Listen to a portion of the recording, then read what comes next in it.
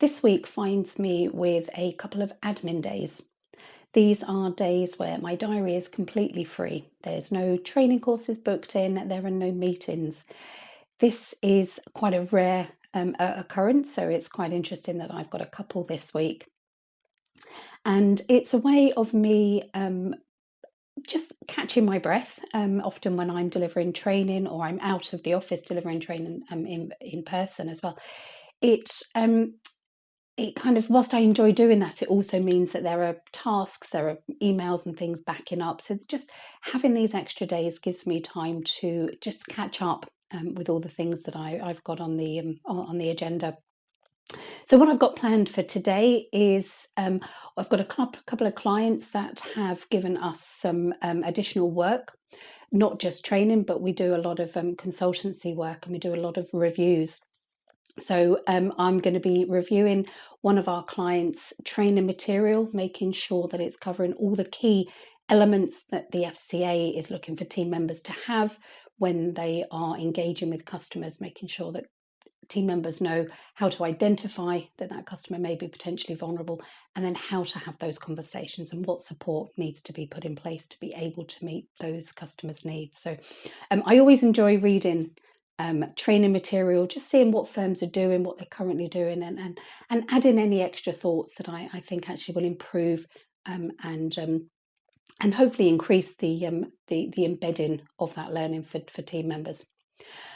I'm also going to be starting a larger project with another client. So we've already reviewed their training material and they have asked us to create content for their e-learning online training courses. So that's a sort of 4 to 6 week project. So it just gives me time to really get my head down and focus on that and start creating that content for that client. So a jam-packed day, even though I say my diary is clear and it's sort of quite a quiet day, there is still always lots going on in the background. So I'll be head down focusing on that today and the other day that I've got as an admin day. So looking forward to catching up and just having that time to focus on those larger projects and bring some of these other things to life. As it's an admin day, I am making the most of being able to get out and about for a lunchtime walk. Just had my lunch and I'm getting out and about. The sky's beautiful today. It's a little bit chilly, but it's dry, which is great. We're lucky to have this area not far from us. So we've got sort of some greenery and some wood not far from us. So it's an ideal opportunity. There's no excuse not to get out. So it is really important that I do that and step away from my laptop, especially as if I am just there all day staring at the screen. When I caught up with Jasbinder last week, we talked about different strategies for how we look after ourselves, how we build our resilience and maintain our own well-being. And I shared a few things that I do. I try really hard to start my day with yoga. It's not always easy if I'm traveling and I've got an early start. I don't always get that time to set aside for that, but it is something when I am at home that I do try and do. One thing that I did also share with Jasbinder that she was quite interested in is that in my office I have a no food policy. So I'll take my tea or coffee and cold drinks up, but I don't eat in my office, and I really do make a point of coming down, sitting at the dining room table and having my lunch. I don't bring any screen. Might just sit quietly with my thoughts, or I might just look out the window, or might even just bring a book. Anything that just sort of sets me away from the laptop and gives me that break is really important. So she took that away as a sort of a good tool, a good technique, because I think sometimes actually we could sit at our desks, munch our lunch, and not get that break. So here's another little bit of an insight into what I get up to, maybe to maintain myself, look after myself, because some weeks are just absolutely back to back and it can really take its toll, and by Friday evening I'm quite exhausted. So it's important that I do look after myself. So I'm just about to jump on a call with Lewis, my marketing manager, having a bit of a catch up, seeing what we're working on at the moment with regards marketing. It's lots of events. 2025 has brought lots of events to the forefront that we're hosting that we're delivering. So I know that he's got a full agenda of making sure that the website's working smoothly and has everything on it, as well as actually just promoting all of the events and all of the training courses. So it's always great catching up with Lewis. It's high energy, lots of creative ideas, lots of things that I can do to support him in his job role. I've just come off my call with Lewis, and it's been brilliant. I've come away feeling energized and enthusiastic about all the things that we've got on the agenda that we're going to be doing.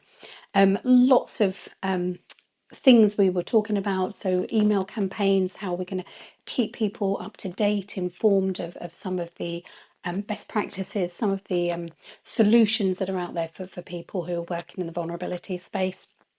And we were also looking at our toolkit sessions, how we can sort of promote those and let people know that they're going to be valuable. Just 1 hour bite-sized sessions for people, so they're a great new addition to our offering.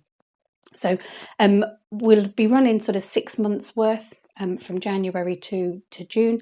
And then what we were just discussing is actually sort of how we can move those forward from July onwards. So in July, we are going to be rerunning the 6 that we've already hosted. So each month we'll be doing a rerun of those previous 6, just in case people weren't able to attend or they want to send along some colleagues.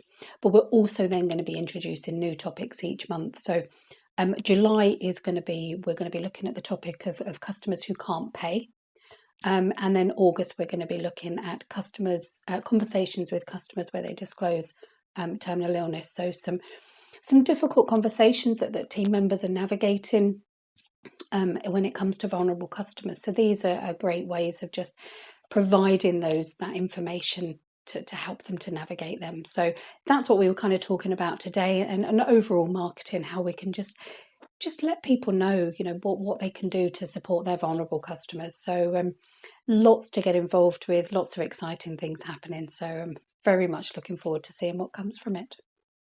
Yesterday, I caught up with Lewis, my marketing manager, and this morning I'm going to be catching up with Stephanie. Stephanie is our training and operations manager. If you've ever been on one of our training courses or been to one of our events, you will have received an email from Stephanie. She's the lady who onboards all of our delegates and makes sure that all of our clients get everything that they need ahead of our training courses. She's also my right-hand person as well. So she supports me in running the business. So we have our weekly catch-up this morning. We are going to be talking about the client work that we've got coming up, all the things that are happening in HPT, what we affectionately call Helen Pettifer training. And I'm looking forward to it. We always have a good giggle. She's just recently got 2 little kittens, so I'm sure that the conversation is going to be focused on the kittens, and I'm hoping that I'll be able to see one on the screen. So I will let you know what we discuss, what we catch up on, and what's planned for the oncoming weeks at HPT. Just come off my call with Stephanie, and I'm buzzing. It's always great to catch up with my team members, and Stephanie and I we just get on so well. We just chat. I didn't see the kittens, sadly, which is a real shame, but it was good to catch up with her. We chatted through what's upcoming, some of the training courses that are happening next month, making sure that she's got everything she needs from me ahead of the training courses so that she can onboard the delegates. I've come away with a list of bits and pieces that I need to get across to her and prepare. The bulk of those tasks are with regards the training workbooks that the delegates receive. And we tailor our training courses for the clients and for the conversations and the situations that they're seeing for their customers and what the team members need from the training. So the majority of the time, those training workbooks are very much tailored and adapted and create add the content that those team members need. So I've got an action list to come away with. I've got a couple of minutes, 1 or 2 minutes before I jump on a client call. An interesting conversation I'm going to be having with this client around fire safety and making sure that disabled residents can evacuate fires. So I'm just going to get ready for that meeting, and then I'll jump back on a video and share with you some of the thoughts that I had with this client. So I'll keep you posted. I've just come off the call with our client. They are a council, and we've been chatting to them, working with them for probably about a year now. They got in touch with regards fire safety, fire evacuation for residents, especially residents in high-rise buildings. Some of the information that he's been sharing over the last year has been incredibly thought-provoking, and it really does highlight how vulnerability is such a huge topic and can have serious detrimental impacts on people. Especially residents who may be disabled, or they may not understand the evacuation plan. They may not have an evacuation plan in place. They may not be able to evacuate a building in the case of a fire. And it really does highlight, the amount of conversations that need to take place with regards people and their situations, their physical situations, their ability to process information, to be able to understand information. Those residents potentially where English isn't their native language, are they able to understand what to do in the event of a fire? So some real thought-provoking, heartbreaking at times conversations that we've been having with this client really does make me sit up and think, actually, we've got such an important job that we need to do in raising awareness of people and their challenges and their situations, so that they can get the help that they need, especially if it is in relation to the possibility that they may lose their life. So some deep conversations there. One thing that he did share, that following the Grenfell Tower, there has been some new legislation that's being brought into place, probably he thinks around about 18 months' time, and it's going to be classed as person-centric fire risk assessment. So it's going to be relating to the residents in those buildings, whether it is high rise, whether it is housing association buildings. It's making sure that those individuals, they know what they need to do. They know what support is in place for them if they're not able to evacuate. Do they stay put? Do they know what if somebody's going to come and get them and support them out of the building? So it is around creating those PEEPs forms and letting everybody who may be attending site in the event of a fire, everybody knows what they need to do to help those individuals get out of their homes. So difficult topics to cover, but I think actually incredibly powerful. And this is why I love what I do, because there's no two conversations with clients are ever the same. The conversations, the situations, the scenarios that they're experiencing with their customers, with their residents, it just really highlights, why we need to be talking about vulnerability, because it impacts every part of our lives. So thought I'd share, and if you're in the housing association, we have got some guidance, so get in touch if you need any of that support. Really important that those conversations are being had. It can literally save lives. I've caught up with Lewis and Stephanie this week, and today I'm going to be catching up with Jenna. Jenna is our vulnerability consultant, and she works with our clients providing strategy support for helping them to be compliant when it comes to vulnerability. This includes anything from policy reviews, audits, gap analysis, customer journey mapping, call listening, customer feedback, colleague feedback, all of the things that can start to highlight where the gaps are and potentially where the customer harm is taking place. So I'm looking forward to catching up with Jenna, finding out how she's getting on with some of the projects that we've got underway, and I'll feedback with you later. I've just come off my call with Jenna, and it was great. It was great to catch up with her and hear what she's been up to, and some of the things that I can do to help her in her job role. Every single time I catch up with my team members, I really do consider myself so lucky. I feel incredibly blessed to be surrounded by these incredible people. They are people who share my values. They have got behind me with the mission and what I want to achieve with the business. They understand why I want to make a difference and what we want to achieve with the business and why it's so important. And every time I have meetings with them and catch up with them, I come away feeling really energized, motivated, inspired. So yeah, I really do feel incredibly blessed to have such an amazing team. So catching up with Jenna, she was sharing what she's been doing with the client work. So she's doing amazing things with our clients and really supporting them with their vulnerability strategies and moving their businesses forward so they can be compliant with the regulators. We've got several clients that are from different sectors working their way through our what we class as our Pathways program. And it's great to see that the progress that they're making through the work that Jenna's doing with them. And we also caught up on some of the different sectors that we'd like to maybe get involved with and how we can perhaps get into those sectors and let them know that we can support them when it comes to vulnerability. So a really fantastic conversation. So really energised and yeah, looking forward to seeing what we move forward with. So yeah, watch this space. I'm all set for a training session this afternoon with one of our clients, and I thought I'd give you a sneak preview of my setup. So we're going to be looking at checking consumer understanding. So on this slide, on this monitor is my slide deck. So I would just move it forward so you can see some of the things that we're going to be looking at. So that's the first slide. Then it's on Zoom. So I'm just setting up the breakout rooms ready for the discussions.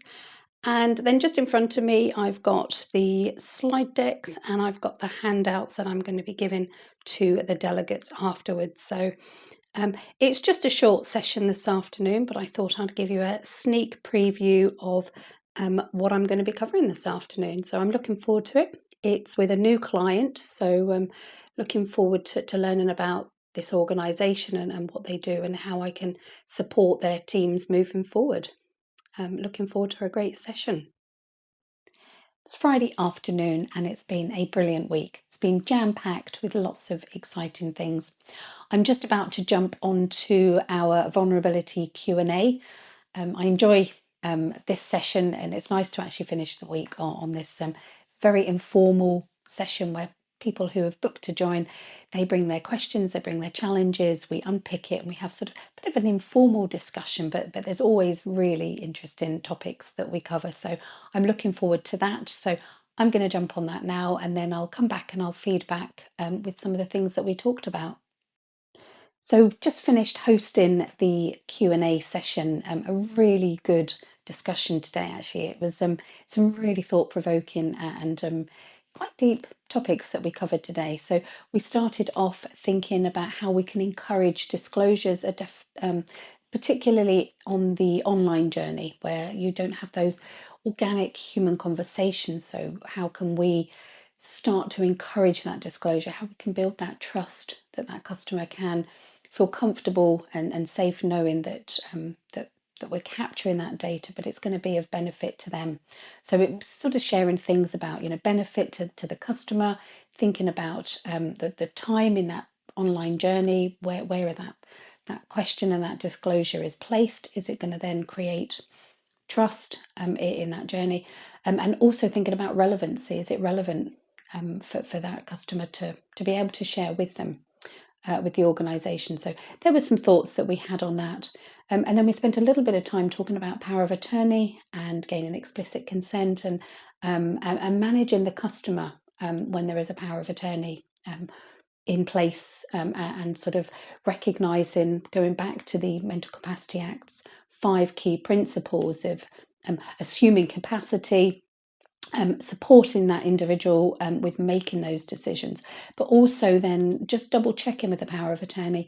Are they making a decision that is in the best interest of the person that they have power of attorney for? So, really rich discussion. So, it's great to finish the week on a bit of a high. I'm still buzzing from the discussion. So, it's always good, and it's great because you never know what discussion you're going to go into, because I step back and I facilitate it, and the delegates and the people attending the session actually bring the questions, bring the challenges. So really interesting today. So I'm going to finish the week on a bit of a high. So I'm looking forward to that.